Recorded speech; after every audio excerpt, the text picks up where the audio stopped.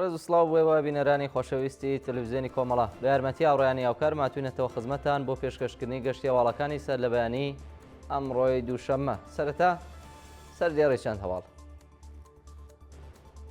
ناڕوونی چارەنووسی دوا وڵاتی دەست بە سەرکراوی خەڵکی ئەرسینی کرماشان. دەستپێکردنی کۆنفرانسی هاوبەشی بزوتنەوەی ژینە لە وڵاتی ئاڵمان. لە سێدارەدانی سێ بەندکراو لە زیندانەکانی کۆماری ئیسلامی. کۆبوونەوەی خانە نشین کراوانی تامین نیشتماعی لە چەند شاری ئێران و بەردەوامی کۆبوونەوەی شۆفێرانی کامیۆن لە تاران.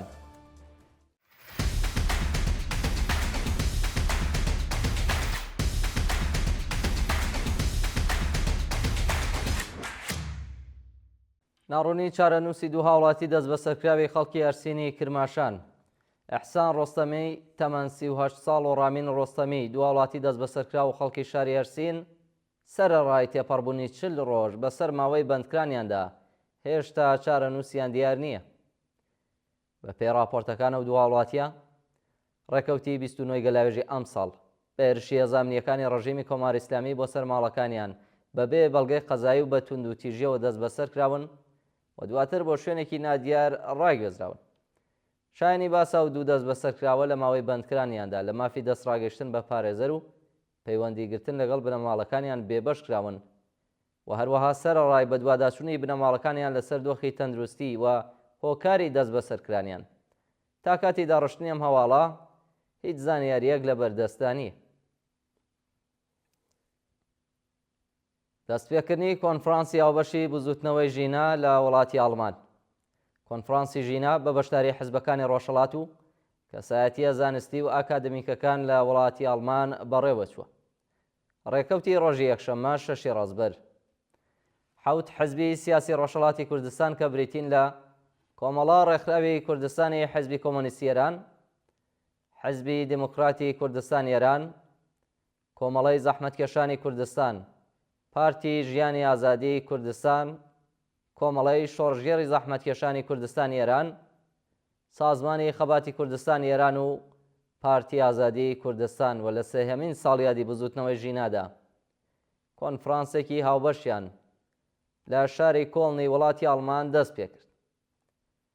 شانی باسە بەشداربوانی کۆنفرانسەکە بە مەبەستی گەیشتن بە وتوێژ و پرۆژێکی هاوبەش سەبارەت بە خەباتی ئازادی خوازانەی نەتەوەیی لە ڕۆژهەڵاتی کوردستان ئەم کۆنفرانسیان دەست پێ کردووە. لە سێدارەدانی سێ بەندکراو لە زیندانەکانی کۆماری ئیسلامیدا لە ڕۆژانی ڕابردوودا سێ بەندکراو لە زیندانەکانی ڕژیم لە کوردستان و ئێران بە تۆمەتی کوشتنی بانقەست و پەیوەندیدار بە ماددە هۆشبەرەکان ئێعدام کراون. بە پێی راپۆرتی ڕێکخراوەکانی مافی مرۆڤ دوو بەندکراو بەناوەکانی بیژەن سوڵەیمانی و سەعید پارسایی بە تۆمەتی کوشتنی بانقەست و پەیوەندیدار بە ماددە هۆشبەرەکان لە زیندانی نەهاوەند لە سێدار دراون. هەروەها بەندکراوێکی دیکە بە ناوی فەرهاد مێهدیپور بە تۆمەتی کوشتنی بانقەست لەلایەن دەستگای قەزای ڕژیمی کۆماری ئیسلامیەوە لە زیندانی ئیلام ئێعدام کرا. کۆبوونەوەی خانە نشینکراوانی تامین نیشتماعی لە چەند شاری ئێران. ڕۆژی یەکشەممە ڕێکەوتی 6 ڕازبەر کۆمەڵێک لە خانە نشینکراوانی تامین نیشتماعی لە پارێزگاکانی گیلان و خوزستان دژبەوە دینەهاتنی داخوازیەکانیان کۆبوونەتەوە. بەشداربوانی کۆبوونەوەکان ئاماژەیان بەوە کردووە کە بەهۆی پێنەدانی ئەغدەستەکانیان دۆخی ژیانیان لە خراپیدایە و تەنانەت توانای دابینکردنی بنەماڵەکانیان نییە. لە بەردەوامی کۆبوونەوەکەدا ناڕازیان خوازیاری دابینکردنی بیمەی دەرمانی کارامە، بەرزکردنەوەی ئاستی هەقدەست بە پێی ڕێژەی هەڵاوسان، پێدانی هەقدەست و مەزایە دواخراوەکان و هەروەها بایەخدانی ڕژیمی کۆماری ئیسلامی بە داخوازیەکانی خانە نشینکراوان لە ئێران بوون. بەردەوامی کۆبوونەوەی خانە نشینکراوانی سەنعەتی فولاد. ڕۆژی یەکشەممە 6 ڕازبەر کۆمەڵێک لە خانە نشینکراوانی سەنعەتی فولاد لە شاری ئیسفەهان بە بەرپاکردنی ڕێپێوانێک دژ بە بایەخنەدانی ڕژیم بە داخوازیەکانیان ناڕەزایەتیان دەربڕی.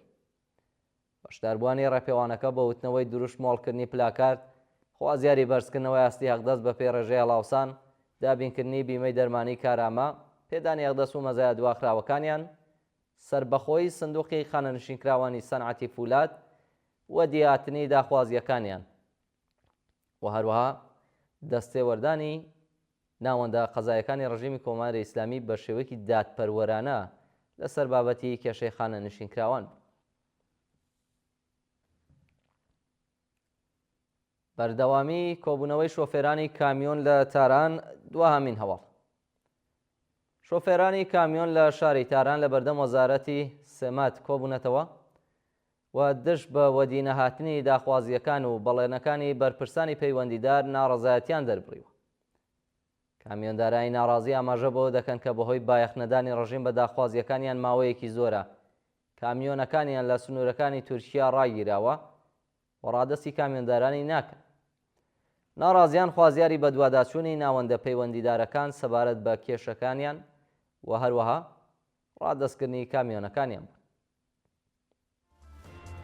بینەرانی خۆشەویست، گەشتی هەواڵەکانتان پێشکەش کرا. کات و ساتێکی خۆش بۆ هەموو لایەک.